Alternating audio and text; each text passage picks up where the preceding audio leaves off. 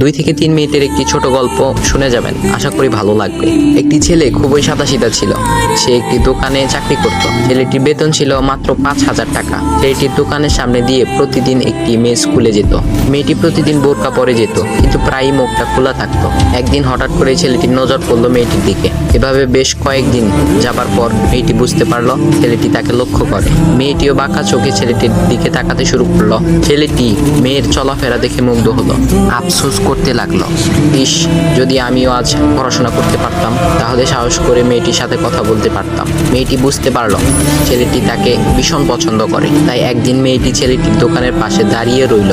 তখন ছেলেটি দুপুরের খাবার খাওয়ার জন্য দোকানের বাইরে আসে। সে চায়ের দোকানে গিয়ে 5 টাকার একটি রুটি খেয়ে পানি পান করে আসতে লাগলো। তখন মেয়েটি তার কাছে গেল। তুমি ভাত খেলে না, রুটি দিয়ে পেট ভরবে? তখন ছেলেটি মেয়েটিকে দেখে অবাক হয়ে গেল। তখন ছেলেটি বলল, আমি ভাত খেলে আমার মা